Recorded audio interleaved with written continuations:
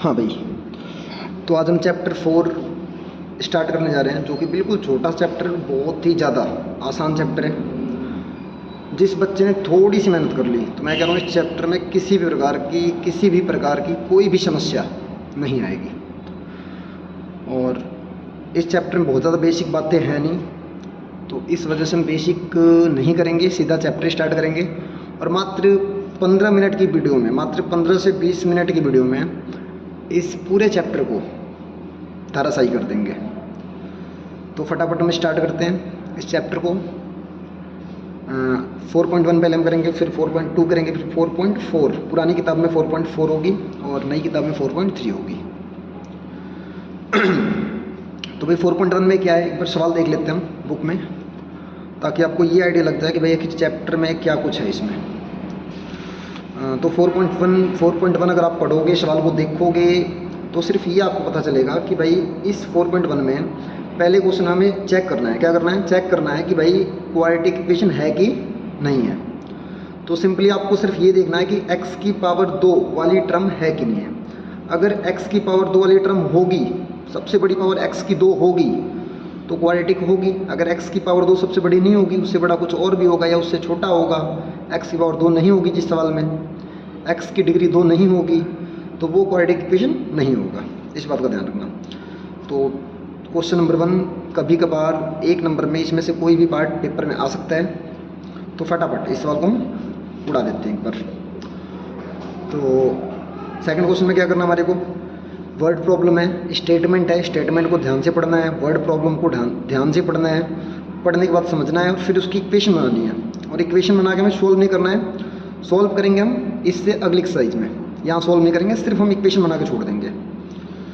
तो एक बार पहले हम फटाफट एक बार देख लेते हैं क्वेश्चन नंबर 1 के सारे पार्ट। तो पहले सवाल में क्या करना है, x + 1 का होल स्क्वायर है बराबर में 2 × x - 3। तो लेफ्ट हैंड साइड में क्या हो रहा है, जितना सॉल्व हम कर सकते उतना सॉल्व करेंगे। यहाँ a + b का होल स्क्वायर लग रहा है, तो a² + b² + 2ab होता है। तो x का स्क्वायर x² आ जाएगा, 1 का स्क्वायर 1 आ जाएगा। इन दोनों की गुणा करके 2 से गुणा, तो x की 1 से गुणा करोगे x आएगा, फिर 2 से गुणा कर दो 2x आ जाएगा। अब राइट साइड में आ जाओ, 2 की x से मल्टीप्लाई करो 2x, 2 की 3 से गुणा करो 6 और घटा 9 का 9।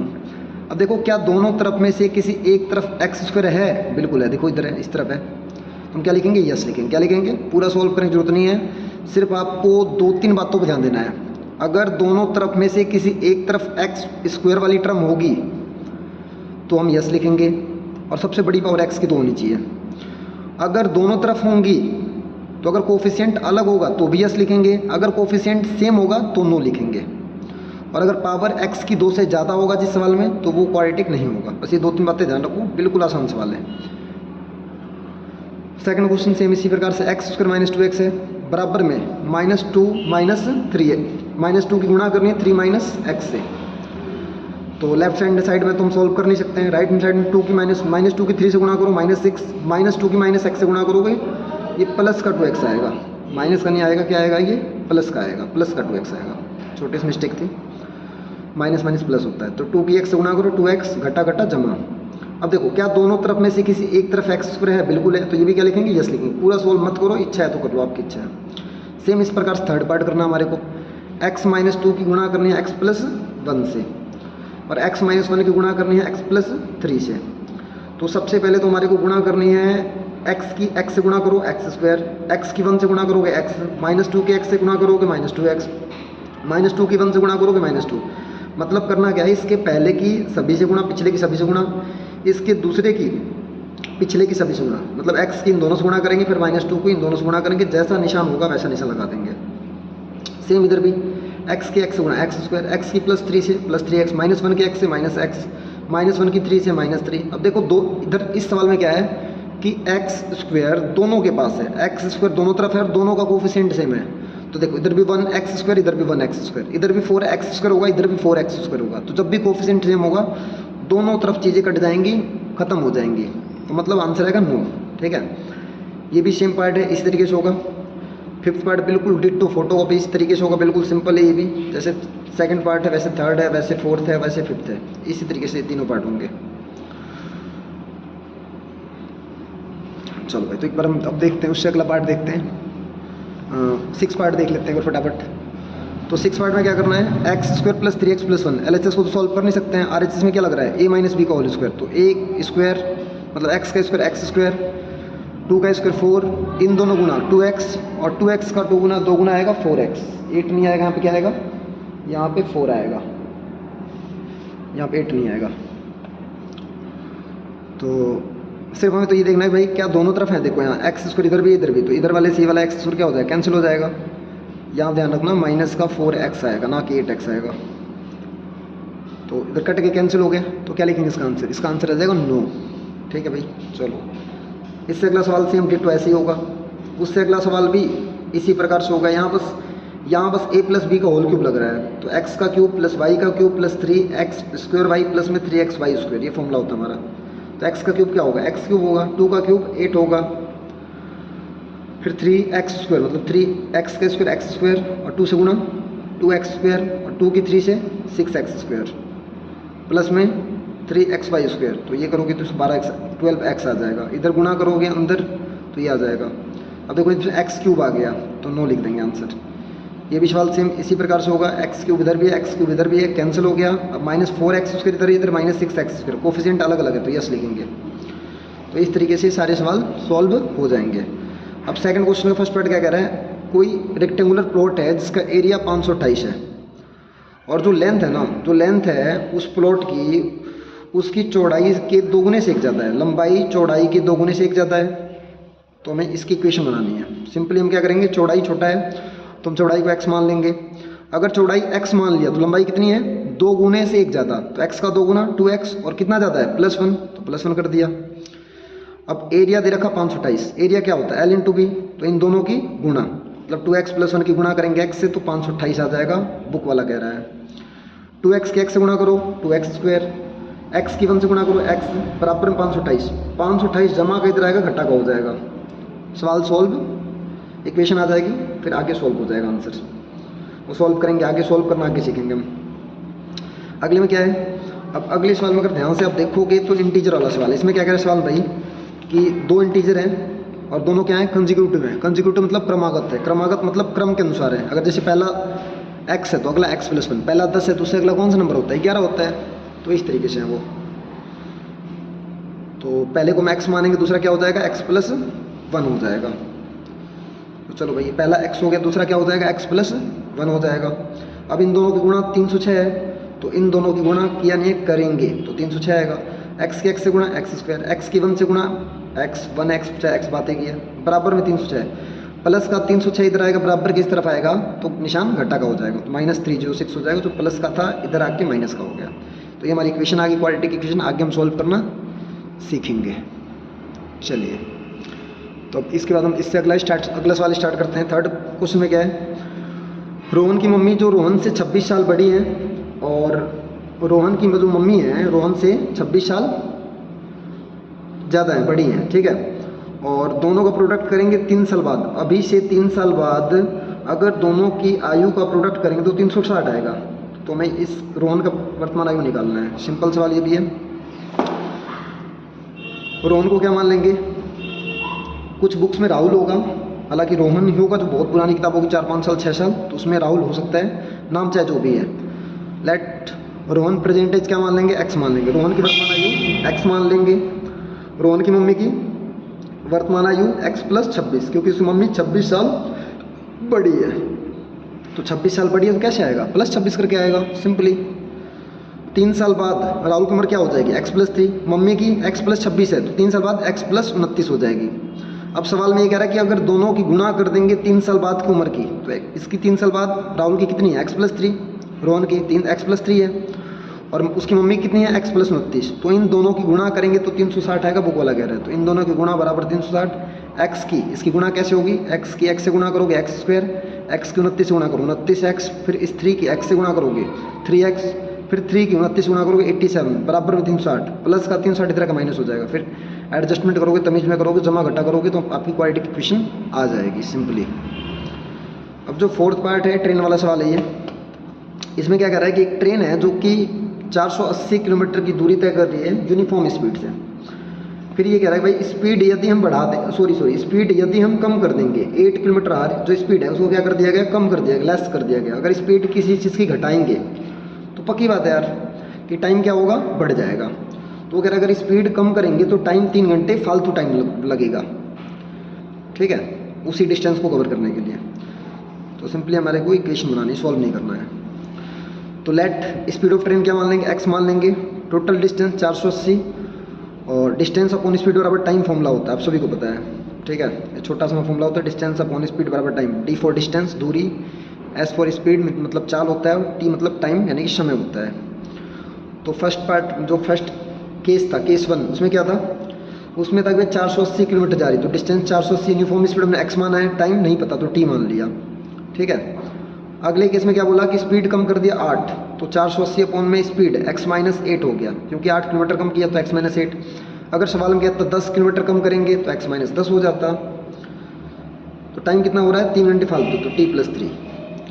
अब ज़्यादा कौन टाइम ले रहा है, ये वाली कंडीशन सेकंड में ज़्यादा टाइम लग रहा है, कंडीशन 1 में, केस 1 में कम टाइम लग रहा है, तो ज़्यादा में से कम वाले को हम घटा कर देंगे, हम दोनों का डिफरेंस निकाल लेंगे। तो जैसे आप घटा करोगे आपकी 480 अपॉन एक्स माइनस 8 लिख देंगे LHS, इसका LHS आएगा माइनस 480 अपॉन में x बराबर में t प्लस 3 में से t घटाओगे, t से t कट जाएगा, 3 बच जाएगा। फिर 480 कॉमन लेके थोड़ी मोड़ी एडजस्टमेंट करोगे, एलसीएम लोगे, थोड़ी मोड़ी सॉल्व करोगे, थोड़ी सी मेहनत करोगे तो आपकी क्वाड्रेटिक इक्वेशन आ जाएगी, कोई बहुत बड़ी बात नहीं है। इस तरीके से तो अब हम 4.2 स्टार्ट करते हैं फटाफट। 4.2 के पहले क्वेश्चन में क्या करना हमारे को, पहले सवाल में हमारे को फटाफट रूट्स निकालने हैं, ठीक है। तो हम रूट्स निकालेंगे किस मेथड से, फैक्टराइजेशन मेथड से। सेकंड क्वेश्चन में एग्जांपल को सॉल्व करना है। थर्ड क्वेश्चन 2 नंबर है, दोनों का सम 27 है, प्रोडक्ट 182 है।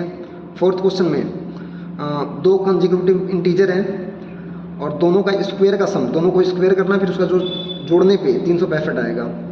फिर अगले सवाल में कह रहा है कि भाई एल्टीट्यूड जो राइट एंगल ट्रायंगल का है वो 7 सेंटीमीटर कम है, किससे, बेस से, हाइपोटेन्यूज इतनी है तो हमें साइड निकालनी है। इस प्रकार से सारे सवाल हमारे करने हैं, एक बार फटाफट देख लेते हैं। तो भाई पहला सवाल, पहले क्वेश्चन में क्या करना है हमारे को, पहले क्वेश्चन में हमारे को फटाफट हमारे को क्वेश्चन को सॉल्व करना है, फैक्टराइज करना है, फैक्टराइज करके हमारे को आंसर निकालना है। तो फटाफट एक बार आंसर निकालते हैं हम। X square minus 3x minus 10, x square minus 3x minus 10 equal to 0। सबसे पहला काम साइड में लिख लेना ABC, A की वैल्यू कितनी है 1, B की वैल्यू -3, C की वैल्यू -10, ABC लिख लिया हमने, ठीक है भाई।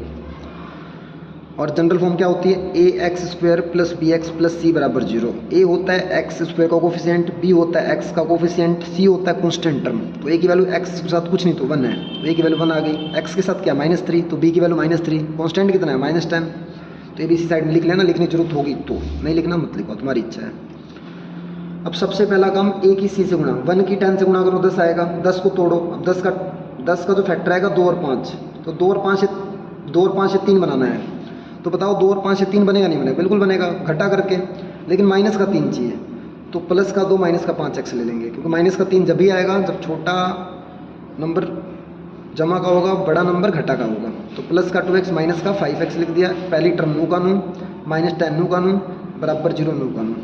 अब स्टार्टिंग की 2 टर्म में एक्स स्क्वायर और 2x में क्या कॉमन है, x कॉमन है दोनों के पास, तो x कॉमन लिया, क्या बच गया, x बच गया, प्लस x चला गया, क्या बच गया, 2 बच गया, x प्लस 2 आ गया, जो आ गया उसी को टेप दो थोड़ी जगह छोड़ के, तो x प्लस 2 फिर से डब्बे में टेप दिया, थोड़ी जगह छोड़ दो बीच में, बराबर 0 नू का नू।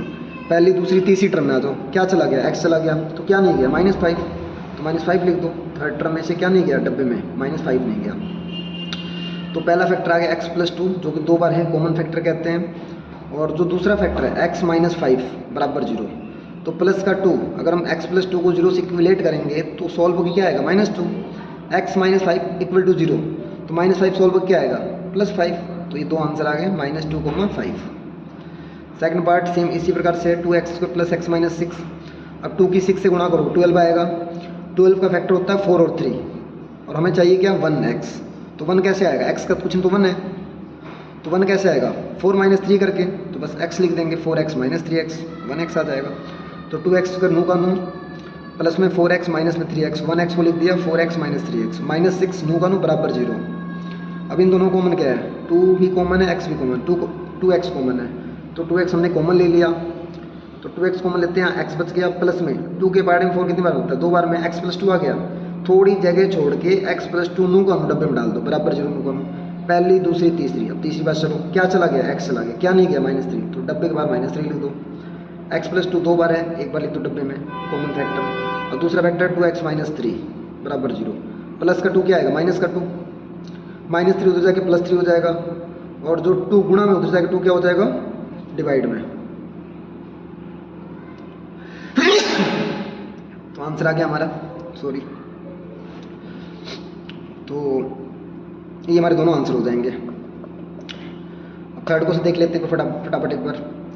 थर्ड क्वेश्चन जो कि रूट वाला है, √2x² प्लस में 7x प्लस 5√2। अब अगर इन दोनों की गुणा करेंगे, √2 की 5√2 से, देखो √2 की √2 से गुणा करो, क्या आएगा, 2 आएगा, और 5 से गुणा करो, 5 2 10। बताओ 10 को तोड़ोगे क्या आएगा, 2 और 5, तो बताओ 2 और 5 से 7 बनेगा, बिल्कुल बनेगा, 2 और 5 से 7 बनेगा, नहीं बनेगा, बिल्कुल बनेगा, तो बस 2x प्लस में 5x, तो √2x² नू का नू, इसको लिख दिया 2x प्लस में 5x, 7x को तोड़ के लिख दिया 2x प्लस 5x, 5√2 नू का नू बराबर 0 नू का नू। अब देखो इन दोनों में क्या कॉमन है, ये √2x² है, ये 2x है, तो जब भी किसी भी नंबर का रूट हो और वो नंबर अगला नंबर खुद हो, तो हमेशा रूट छोटा होता है, रूट कॉमन आता है, जैसे √2x² है, यहाँ 2x² है, तो मतलब हम इसको लिखना चाहें 2 को, तो लिख सकते हैं √2 का होल स्क्वायर, क्योंकि 2 सेम √2 तो बना ही सकते हैं, √2 की पावर 2 होता है 2, तो सिंपली हम क्या करेंगे, छोटा कौन, √2, तो √2 कॉमन लेंगे, √2x कॉमन लेंगे, तो यहाँ बच गया x, प्लस में यहाँ √2 का स्क्वायर था, 2 का मतलब क्या होता है, √2 का स्क्वायर, तो ये √2 बच गया, ठीक है, x प्लस √2 लिख दिया, तो x प्लस √2 फिर से लिख दो, थोड़ी जगह छोड़ के, पहली दूसरी तीसरी, क्या चला गया, x चला गया, क्या नहीं गया, 5 लिख दो, प्लस नू का प्लस का निशान, प्लस नू का नू, तो बस फटाफट एक अगला सवाल देख लेते हैं हम। तो प्लस का √2 क्या आ जाएगा, -√2, प्लस का 5 -5 हो जाएगा, गुणा में √2 डिवाइड हो जाएगा, तो x के दोनों आंसर हमारे आ जाएंगे। अब फटाफट उससे अगला सवाल देख लेते हैं एक बार। 2x² माइनस x प्लस 1/8, इसका एलसीएम लोगे तो ये इक्वेशन आएगी, अपॉन में 8 जो है मल्टीप्लाई होगा, 0 हो जाएगा, और इसको सॉल्व करोगे आप बहुत आसानी, 16 की 1 से गुणा करो, 16 आएगा। अब 16 फैक्टर होता है 4 और 4, तो 4 और 4 से 8 बनेगा, बिल्कुल बनेगा, तो 4 + 4 8 होता है, 4 + 4 8 होता है, -8 चाहिए, तो -4x लिख देंगे, आगे सेम इस तरीके से। ये भी सॉल्व बिल्कुल सिंपल है, आप खुद से कर सकते हो, कोई बड़ी बात नहीं है। तो भाई इसमें 100 की 1 से गुणा करोगे 100 आएगा। अब देखो 100 से हमें 20 बनाना है, 100 का फैक्टर क्या होता है, 10 गुणा 10, 10 गुणा 10, तो 10 + 10, 10 और 10 से 20 बनता है, बिल्कुल बनता है जमा करके, तो 10 + 10 20 होता है, लेकिन माइनस का 20 चाहिए, तो -10 -10 हो जाएगा, x है तो x लग जाएगा, तो -10x, पहली टर्म नू का नू, इसको लिख दिया -10x, सम करोगे -20x आ जाएगा, +1 नू का नू बराबर 0 नू का नू। कॉमन लोगे, स्टार्टिंग दो में क्या कॉमन है, 10x कॉमन है, तो 10 टर्म में 100 कितनी बार होता है, 10 बार में, तो 10x आ गया, माइनस सेम है कॉमन, तो 1 आ गया, अगले डब्बे में सेम लिख दो, तो देखो 10x चला गया। जब भी सेम टर्म, थर्ड टर्म बिल्कुल सेम डब्बे के अंदर चली जाए, तो बाहर लिखते हैं 1, निशान क्या है, माइनस का, तो -1 लिख दिया, बराबर में 0, तो 10x -1 कॉमन फैक्टर 2 बार है, एक बार लिख दिया। अगला फैक्टर जो डब्बे से बाहर है 10x -1, इसको भी एक बार लिख दिया, बराबर में 0। तो जब सॉल्व करेंगे तो 1/10 हमारा आंसर आ जाएगा, यहाँ से भी 1/10 आएगा, यहाँ से भी 1/10 आएगा, यहाँ से भी सिंपली दोनों आंसर सेम आएंगे, 1/10 1/10।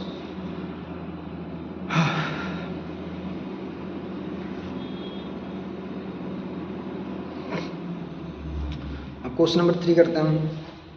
क्वेश्चन नंबर 3 में क्या था, 2 नंबर थे, दोनों नंबर का जो सम था वो कितना था, 27। तो अगर पहला नंबर x मान ले तो दूसरा कैसे आएगा, 27 - x। अगर मान लो 2 नंबर, 2 जानों को टोटल मैंने 20 रुपये दे रखा है, अगर पहले को 5 दिए तो दूसरे को कितने दिए होंगे, 20 - 5 15 दिए होंगे, तो दोनों नंबर का सम 27 है, तो पहला x माना तो दूसरा टोटल में से घट जाएगा, तो 27 - x हो गया। अब इन दोनों गुणा 182 बुक वाला कह रहा है, तो x की 27 - x से गुणा करेंगे, बराबर में क्या हो जाएगा 182, x की 27 गुणा 27x, x की x गुणा x² बराबर में 182 प्लस का इधर आके -182 बराबर 0। एडजस्टमेंट करेंगे और माइनस हम क्या कर देंगे, कॉमन ले लेंगे, तो ये हो जाएगा एक्स स्क्वायर, हो जाएगा -27x हो जाएगा, प्लस का था तो माइनस का हो जाएगा, ठीक है। और ये जो है माइनस का 182 प्लस का 182 हो गया, माइनस गुना करने के बाद। तो बस सिंपली में क्या करना है, बीच वाले टर्म को स्प्लिट करना है। तो -27x में इसको क्या करना है, स्प्लिट करना है। तो इसको स्प्लिट करेंगे -14x -13x में, क्योंकि 182 फैक्टर आता है 14 × 13। 182 जो 182 जो है वो 14 × 13 होता है। तो बस 14 और 13 को जोड़ देंगे तो 27x आ जाएगा, और माइनस है तो दोनों के आगे माइनस लगा दिया। तो x square -14x -13x plus 182 बराबर 0। अब इन दोनों में क्या कॉमन है, x कॉमन है, तो x कॉमन ले लो। तो यहाँ बच गया x, घटा नू का नू, x चला गया, 14 बच गया, x - 14 जो भी आ गया उसको नू का नू लिख दो, x - 14 फिर से लिख दिया हमने। तो x - 14 दो बार है, एक बार लिखेंगे, x - 13 एक बार डब्बे में लिख देंगे। तो -14 आंसर आ जाएगा, प्लस का 14, और -13 सॉल्व हो गया आ जाएगा प्लस का 13। तो दोनों हमारे आंसर हो जाएंगे। तो पहला नंबर 13 होगा तो दूसरा नंबर 14 होगा, पहला 14 होगा दूसरा 13 होगा, ये दोनों आंसर ठीक माने जाएंगे। अब उससे अगला सवाल देख लेते हैं फटाफट एक बार। उससे अगले सवाल में क्या है, हाँ उससे अगले सवाल में क्या करना हमारे को, फर्स्ट इंटीजर को हमने माना x मान लिया, दो इंटीजर हैं वो भी क्रमागत है, मतलब क्रम के अनुसार है, अगला पिछला। तो अगर पहले को हमने x मान लिया तो दूसरा क्या होगा, x + 1 हो जाएगा, सिंपल। तो वो कह रहा है कि दोनों के स्क्वायर का सम, ये कह रहा है कि इसका भी स्क्वायर कर इसका भी स्क्वायर कर और जोड़ दे, तो 365 आएगा। तो x का स्क्वायर करेंगे जमा x + 1 का होल स्क्वायर करेंगे, तो x का स्क्वायर x + 1 में फॉर्मूला लग जाएगा क्योंकि यहाँ दो टर्म है। तो x का स्क्वायर x स्क्वायर हो जाएगा, 1 का स्क्वायर 1 हो जाएगा, इन दोनों की गुणा x की 1 से गुणा x आएगा, दो गुना कर दो 2x बराबर 365 प्लस का इधर आके माइनस हो जाएगा। तो सिंपली 2x² प्लस में 2x और ये हो जाएगा -364 बराबर 0। 2 कॉमन लोगे तो x² + x - 182 बराबर 0 आ जाएगा। फिर सॉल्व करोगे सिंपली 182 फिर से आएगा 14 और 13। अब हमें 14 और 13 से कुछ नहीं तो 1 है, तो बताओ 14 और 13 से 1 बनेगा, बिल्कुल बनेगा माइनस करके। तो प्लस का 14x माइनस का 13x, सेम उसी प्रकार से पिछले सवाल जैसा आंसर आ जाएगा। पांचवें क्वेश्चन में क्या करना हमारे को, फिफ्थ क्वेश्चन में हमारे को बेस एक राइट एंगल ट्रायंगल की बात हो। जब भी राइट एंगल ट्रायंगल की बात होगी, चाहे किसी भी चैप्टर का सवाल हो, कहीं का सवाल हो, किसी भी क्लास का सवाल हो, हमेशा राइट एंगल ट्रायंगल की बात जब भी होगी और कोई मिसिंग चीज़ होगी तो पाइथागोरस ही उसका आंसर देगा, 100% इस बात की पूरी गारंटी है। तो सबसे पहले हमने क्या किया, बेस को x मान लिया। जो बेस है ना, बेस सबसे छोटा है, और बेस से जो भी बेस है उसको x मान लिया। हाइट जो है ना बेस से 7 कम है, जो एल्टीट्यूड है उसके आधार से 7 कम है। तो अगर एल्टीट्यूड हमने बेस को x मान लिया तो एल्टीट्यूड क्या हो जाएगा, 7 कम है ना, तो x - 7 हो जाएगा। अगर 10 कम होता तो x - 10 लिख देते। तो पाइथागोरस थ्योरम क्या होती है, h² बराबर p² + b²। h बोले तो हाइपोटेनस, p बोले तो परपेंडिकुलर, b बोले तो बेस। हाइपोटेनस दे रखा 13 क्वेश्चन में, तो 13 का स्क्वायर, परपेंडिकुलर यानी कि एल्टीट्यूड हाइट बात एक ही है, x - 7 का होल स्क्वायर, अब बेस x का होल स्क्वायर, 13 का स्क्वायर 169 हो जाएगा, x का स्क्वायर x² हो जाएगा, 7 का स्क्वायर 49 हो जाएगा, माइनस इन दोनों गुणा 7x, 7x का 2 गुना 14x, और x का स्क्वायर x²।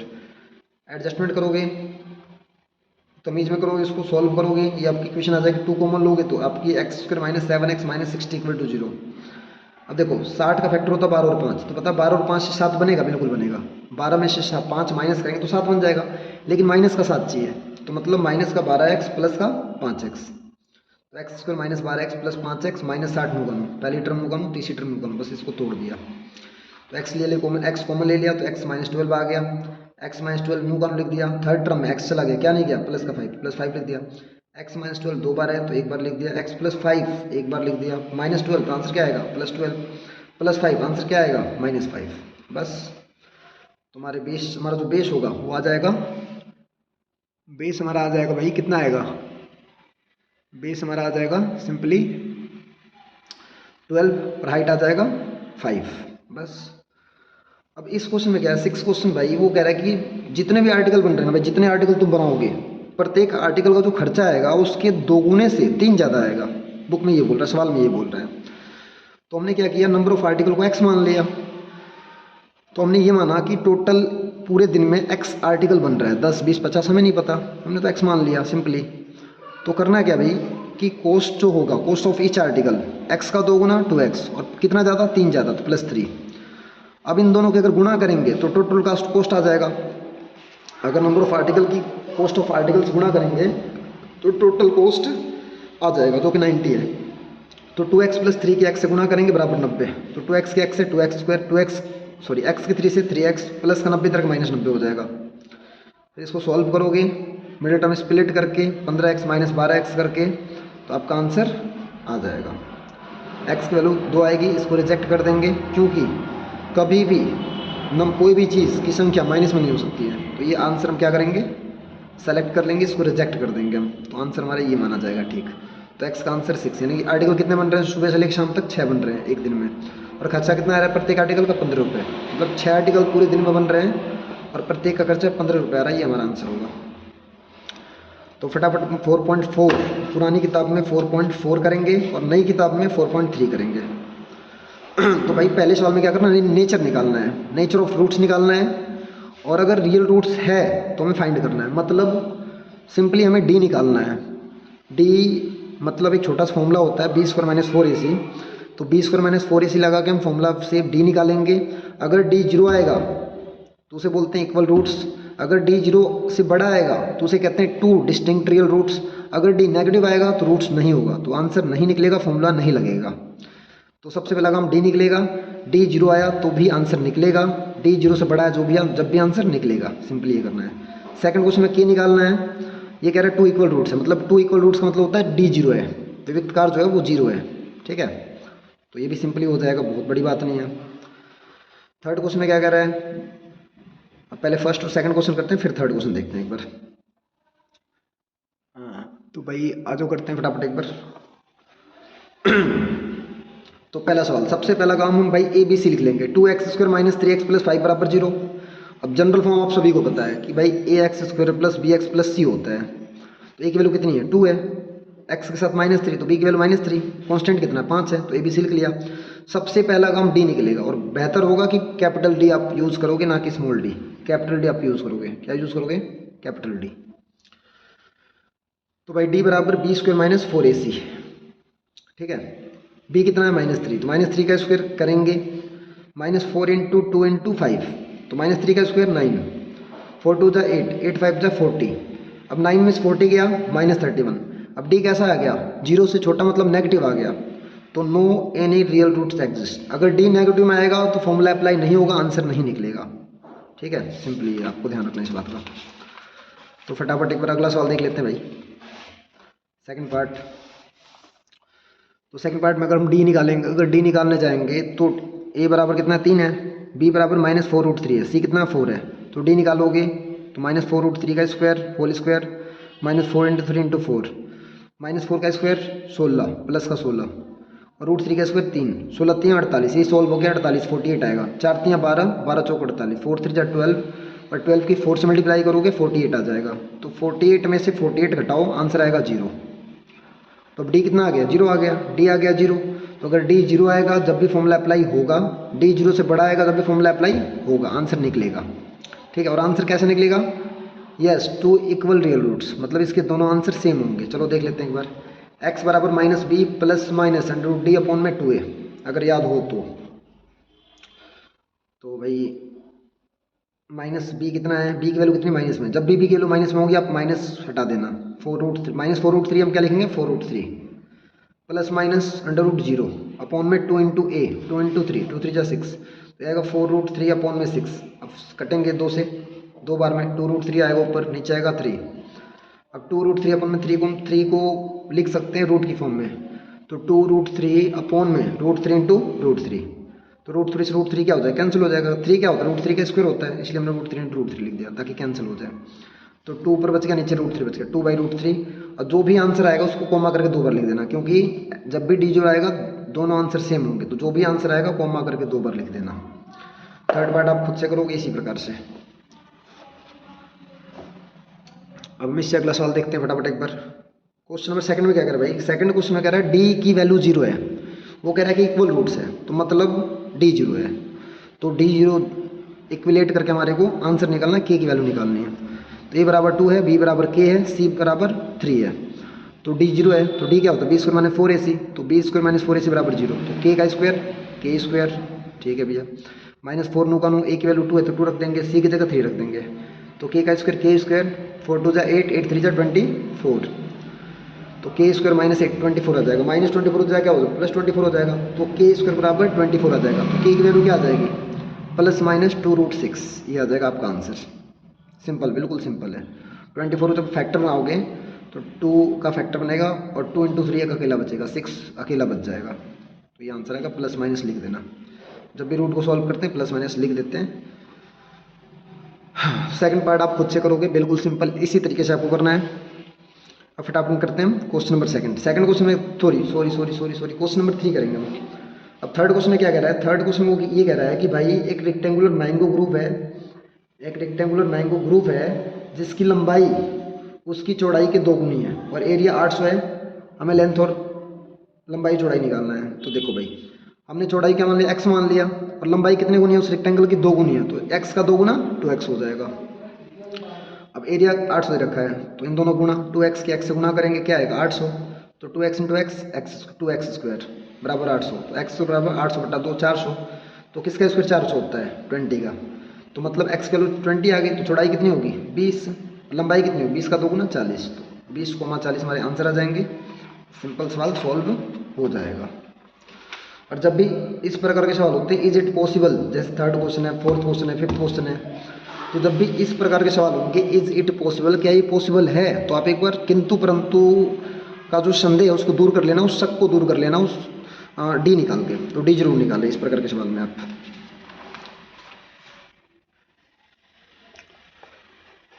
अब फटाफट हम क्वेश्चन नंबर 4 करते हैं। क्वेश्चन नंबर 4 में क्या है,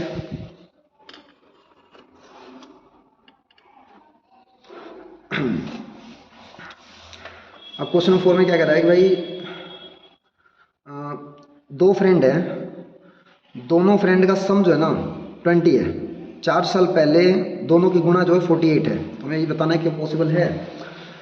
तो भाई पहले जो फ्रेंड है उसको हमने x मान लिया, तो दूसरा क्या होता है 20 - x, क्योंकि दोनों का सम कितना है 20, तो पहले फ्रेंड का वर्तमान आयु क्या है x मान लिया, तो दूसरा हो जाएगा 20 - x। 4 साल पहले पहला जो फ्रेंड है कितने साल का होगा x - 4, 4 साल पहले 20 - x - 4 करोगे तो 16 - x आ जाएगा। अब कह रहे हैं इन दोनों का गुणा 48 है, तो x - 4 की गुणा करेंगे 16 - x से बराबर 48, तो इसको सॉल्व करोगे, छोटे मोटे अंदर गुणा करोगे, मल्टीप्लाई करोगे, तो लास्ट में आपको क्वाड्रेटिक इक्वेशन आएगी x² - 20x + 110 बराबर 0। तो a की वैल्यू 1 है, b की वैल्यू -20, c की वैल्यू 112 है, तो फटाफट d निकाल लेते हैं हम।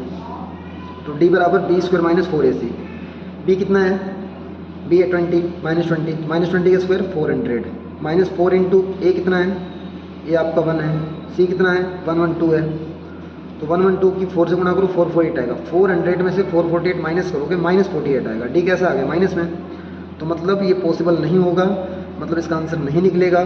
कोई भी ऐसी सिचुएशन दुनिया में पॉसिबल नहीं होगी, सिंपली ये लिख दोगे आप, सॉल्व नहीं होगा आंसर नहीं निकलेगा इसका। अब उससे अगला सवाल देखो, 5वें क्वेश्चन में क्या कह रहा है भाई, 5वें क्वेश्चन में कह रहा है कि भाई कोई रेक्टेंगुलर प्लॉट है, पार्क है, सॉरी रेक्टेंगुलर पार्क है जिसका पेरीमीटर 80 है और एरिया कितना है 400 है, तो हमें बता रहे भाई लंबाई और चौड़ाई निकालनी है। चलो देख लेते हैं एक बार। तो पेरीमीटर बराबर फॉर्मूला क्या होता है, 2 × l + b होता है। पेरीमीटर कितना 80 है, तो 80 लिख दिया, 2 × l + b। अब 2 गुणा में तो जब भाग हो जाए, 80 को 2 से भाग करोगे 40 आएगा, 40 बराबर l + b। अब चौड़ाई को x मान लो, तो लंबाई क्या आ जाएगा 40 - x, x मान लिया चौड़ाई को, तो x लंबाई क्या हो जाएगा 40 - x। एरिया कितना 400 है, तो एरिया क्या होता है l × b, तो 40 - x के x से गुणा करेंगे तो 400 आएगा, 40 के x गुणा 40x -x के x गुणा -x बराबर में 400, प्लस का 400 जाएगा माइनस हो जाएगा, फिर -x² है तो इसलिए हम कॉमन ले लेंगे, तो x² हो जाएगा -40x हो जाएगा, प्लस में 400 हो जाएगा बराबर 0 हो जाएगा। a बराबर 1, b बराबर -40, c बराबर 400। d निकालोगे, d आपका 0 आएगा, और अगर d 0 आ गया तो मतलब आंसर निकलेगा, और दोनों आंसर कैसा निकलेगा सेम निकलेगा, इक्वल निकलेगा। तो x बराबर -b प्लस -√d/2 फॉर्मूला होता है, क्वाड्रेटिक फॉर्मूला जिसे हम कहते हैं x निकालने का।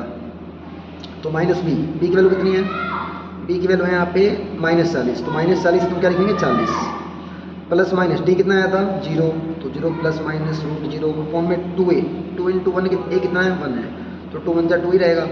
तो 40 प्लस माइनस 0 मतलब कुछ नहीं, तो 40/2, 40/2 क्या होता है 20, कट के आएगा। तो मतलब x वैल्यू 20 आ गई, x वैल्यू कितनी आ गई 20। तो मतलब चौड़ाई 20 होगी, तो लंबाई कितनी होगी 40 - 20, ये भी 20 होगा। मतलब लंबाई चौड़ाई दोनों क्या है सेम होगा, दोनों आंसर बिल्कुल इक्वल आएगा। और वैसे भी आपको पता है कि d0 है तो x की दोनों वैल्यू इक्वल ही आनी है। तो बस यही चैप्टर था आपका, चैप्टर 4 बिल्कुल छोटा सा, बिल्कुल ही तुच्छ चैप्टर था, बड़ा ही आसान चैप्टर था। बस थोड़ी सी मेहनत करोगे, थोड़ी सी प्रैक्टिस करोगे तो मैं कह रहा हूँ किसी भी प्रकार की इस चैप्टर में किसी बच्चे को कोई भी समस्या नहीं आएगी, बस थोड़ी सी प्रैक्टिस करनी पड़ेगी। तो मिलते हैं अगली वीडियो के साथ। नमस्कार आप सभी को।